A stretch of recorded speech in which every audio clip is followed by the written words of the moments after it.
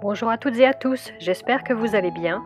Je suis Chris de Chic and Organized, une chaîne où l'on parle organisation, planification avec un zeste d'élégance à la française.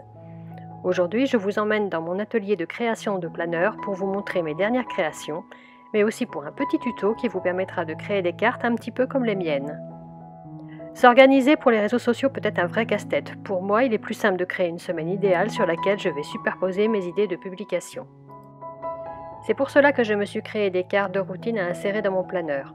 Je vais vous montrer comment j'ai fait avec InDesign, puis je vous montrerai comment faire quelque chose de similaire sous Canva, un logiciel gratuit sur le web.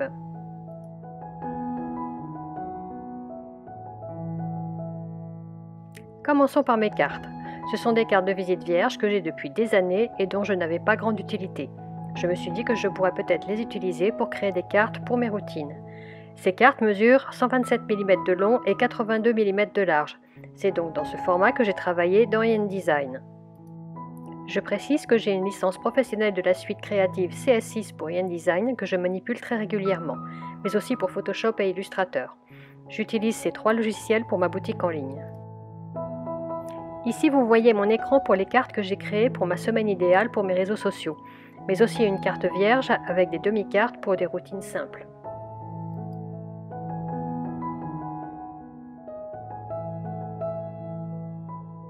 Pour imprimer, rien de plus simple, il suffit d'indiquer à l'imprimante la taille du document et d'imprimer en taille réelle.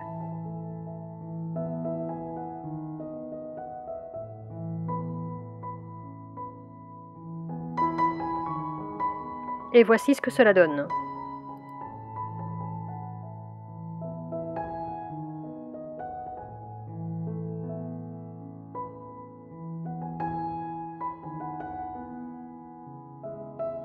J'ai bien conscience que tout le monde ne sait pas utiliser InDesign qui peut être assez complexe.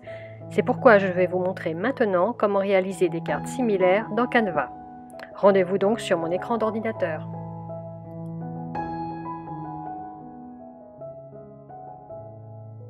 Nous voici donc sur Canva.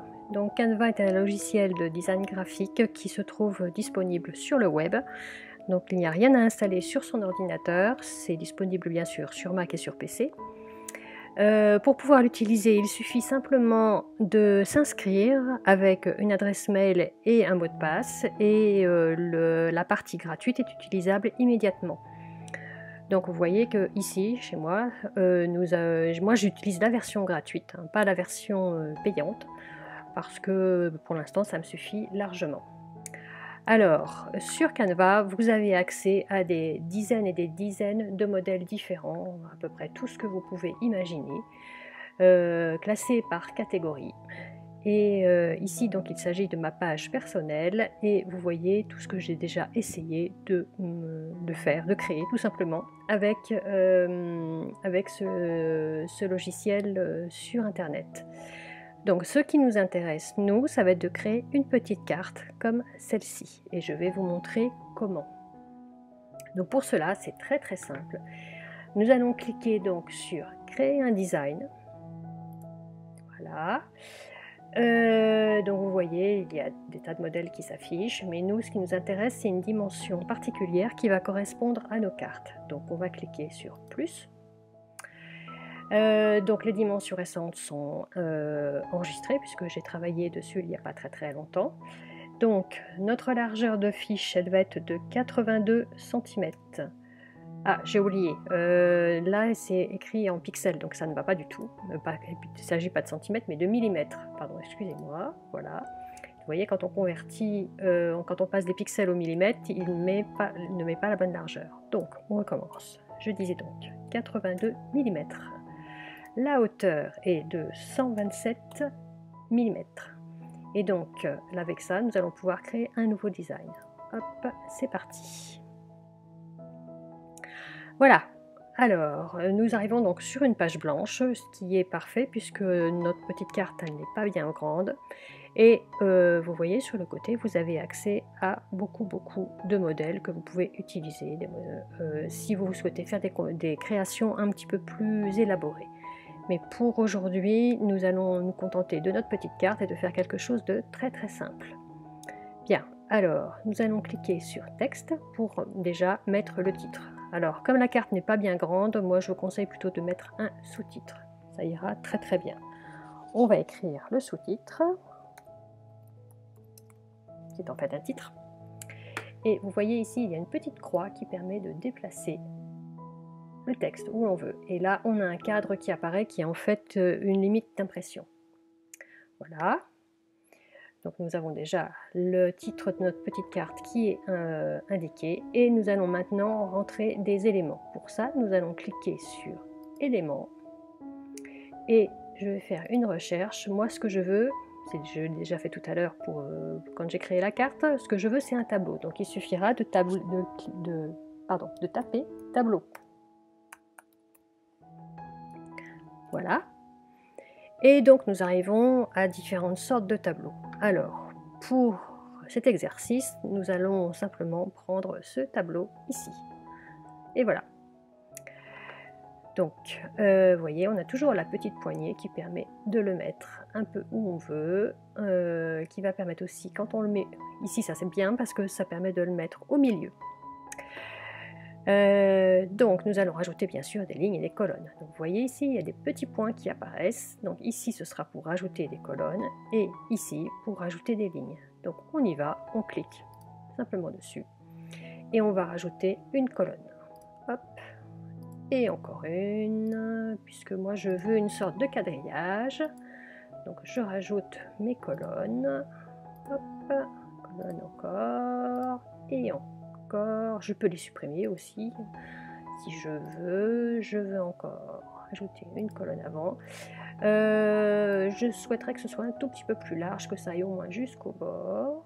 Voilà, on va faire comme ça. Et là, je vais continuer à ajouter des colonnes. Alors bien sûr, elles ne sont pas égales, mais vous allez voir tout à l'heure, on va pouvoir les rendre égales.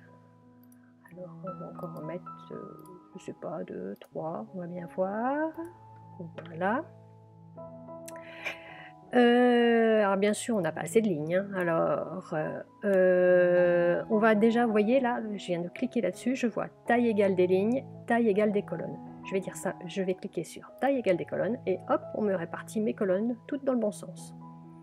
Mais maintenant, ce que je veux, c'est rajouter des lignes.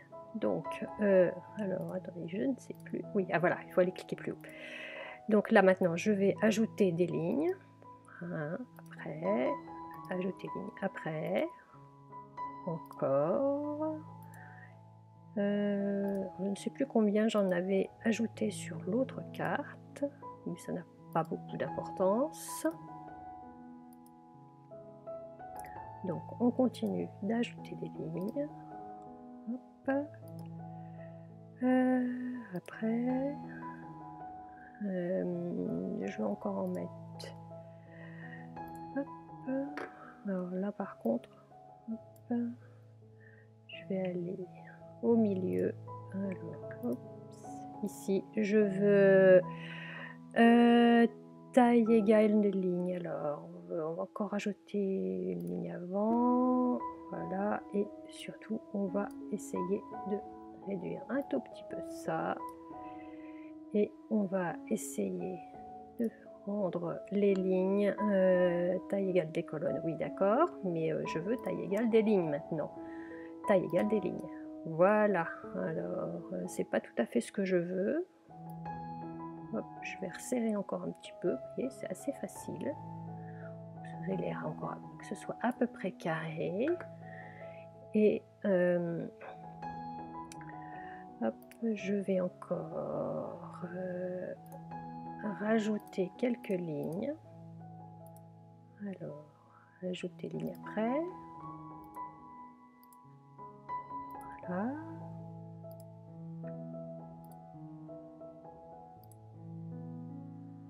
Alors, est-ce que ça va aller? Oui, on va dire que ça va aller. Alors,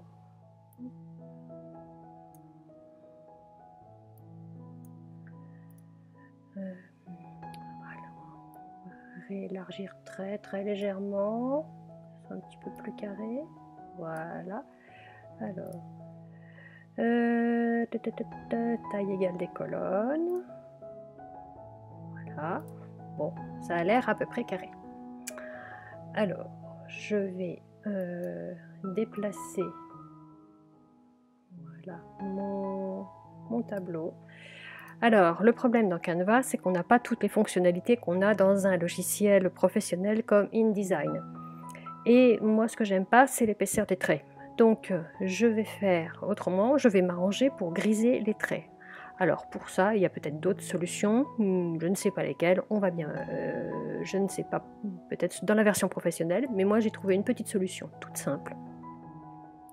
Je vais prendre un carré que je vais déposer par-dessus.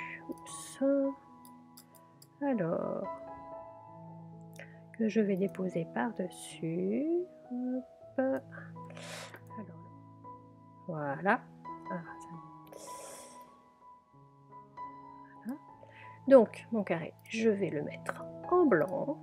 Mon carré qui est devenu un rectangle, hein, bien entendu. Et surtout, je vais lui mettre un petit peu de transparence. Et vous voyez, miracle, là, j'ai ma grille qui apparaît en dessous. Hop. Voilà, maintenant je désélectionne tout et donc j'ai ma petite grille sur ma carte de routine. Donc une fois que vous avez ça, c'est pas compliqué, il va suffire de récupérer votre dessin, votre design. Donc pour ça, il suffira de cliquer sur partager et là on va télécharger pour impression. Alors, j'ai fait plusieurs essais et moi je vous conseille pour une petite carte comme ça de télécharger non pas en PNG ce qui est suggéré, mais de télécharger en PDF pour impression. Voilà, et on va cliquer sur télécharger. Vous voyez, le téléchargement est en cours. Et donc voilà ce que l'on obtient sur le PDF que l'on obtient. Et il ne restera plus qu'à l'imprimer à la bonne dimension.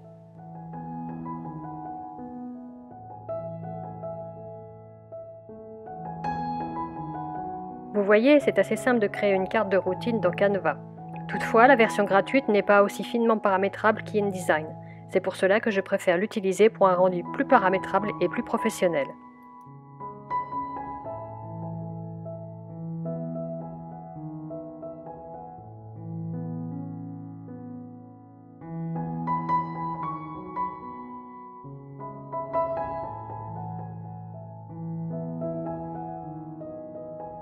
Voilà, vous savez maintenant presque tout sur l'envers de ma boutique Etsy. N'hésitez pas à mettre un pouce bleu, à vous abonner à la chaîne et à cliquer sur la cloche de façon à être prévenu dès qu'une nouvelle vidéo sortira.